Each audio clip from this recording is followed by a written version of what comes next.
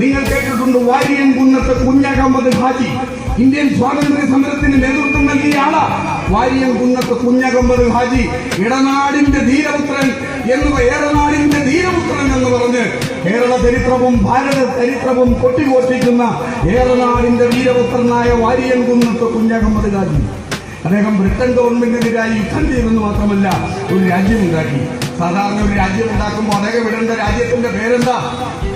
അദ്ദേഹം വിടേണ്ട രാജ്യത്തിന്റെ പേര് ഇസ്ലാം രാജ്യം, മുസ്ലിം രാജ്യം, പാകിസ്ഥാൻ, പാകിസ്ഥാൻ. അദ്ദേഹം ഇട്ട പേരെന്താണെന്ന് അറിയാമോ? മലയാള രാജ്യം. 200 വില്ലേജുകൾ മാത്രമേ ഉണ്ടായിരുന്നുള്ളൂ.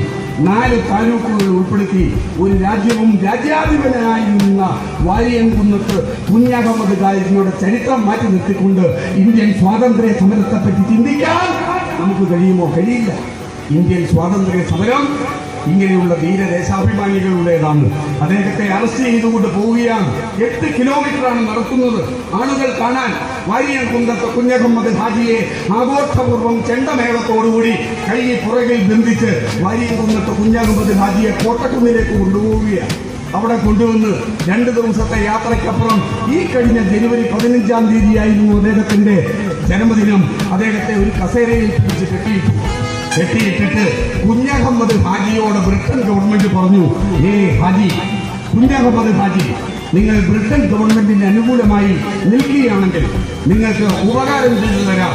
ബ്രിട്ടൻ ഗവൺമെന്റിനെതിരായി പ്രവർത്തിച്ചതൊന്നും ഞങ്ങൾ ഈ സമയത്ത് മുഖവിലേക്ക് എടുക്കുന്നില്ലെന്ന് മാത്രമല്ല, മുസ്ലിമിന്റെ പുണ്യനഗരമായ മക്കയിൽ താമസിക്കുന്നതിനുള്ള സാഹചര്യം ഒരുക്കിത്തരാമെന്ന് പറഞ്ഞപ്പോ ബ്രിട്ടൻ ഗവൺമെന്റ് തോക്കിൻ പാർട്ടി കൊണ്ടും കൂട്ടുകൊണ്ടും അടിച്ചിട്ട പല്ല് വായിൽ കിടന്ന പല്ല് തുപ്പിയെടുത്തുകൊണ്ട് വാരിയൻ കുന്നത്ത് കുഞ്ഞഹമ്മദ് ഹാജി പറഞ്ഞതറിയാമോ? ഞാൻ ജനിച്ച വീണ മണ്ണാണ് ഈ മണ്ണ്. മക്ക എനിക്ക് പുണ്യനഗരമാകാം, പക്ഷേ ഞാൻ ജനിച്ചു വീണ ഏറനാട് ഈ രാജ്യം എനിക്ക് പുണ്യമാണെന്ന് പറയുകയും അവർ വിധിച്ച വിധി ചിരിച്ചുകൊണ്ട് ഏറ്റെടുക്കുകയും ചെയ്തു. അദ്ദേഹം പറഞ്ഞു, എന്താണ് നിങ്ങളുടെ അവസാനമായ ആഗ്രഹം? വാരിയൻ കുന്നത്ത് കുഞ്ഞഹമ്മദ് ഹാജിയോട് ചോദിച്ച്, എന്താ ആഗ്രഹം? അവസാന ആഗ്രഹമുണ്ടല്ലോ, വധശിക്ഷ നടപ്പിലാക്കുന്നതിനുള്ള അവസാന ആഗ്രഹം. എന്താണ് ആഗ്രഹം എന്ന് വാരിയൻ കുന്നത്ത് കുഞ്ഞഹമ്മദ് ഹാജിയോട് ചോദിച്ചപ്പോൾ അദ്ദേഹം പറഞ്ഞു, ഒരു കാര്യം ചെയ്യണം, എനിക്ക് 2 ദുആ ഇറക്കുന്നതിന് വേണ്ടിയുള്ള സമയം തരണം. ഞാൻ 2 ദിക്റത്ത് പ്രാർത്ഥിക്കട്ടെ. ഞാൻ പ്രാർത്ഥിച്ചതിന് ശേഷം നിങ്ങൾ എന്നെ വെടിവെച്ചു കൊല്ലണം. എങ്ങനെ വെടിവെച്ചു കൊല്ലണമെന്നറിയാമോ?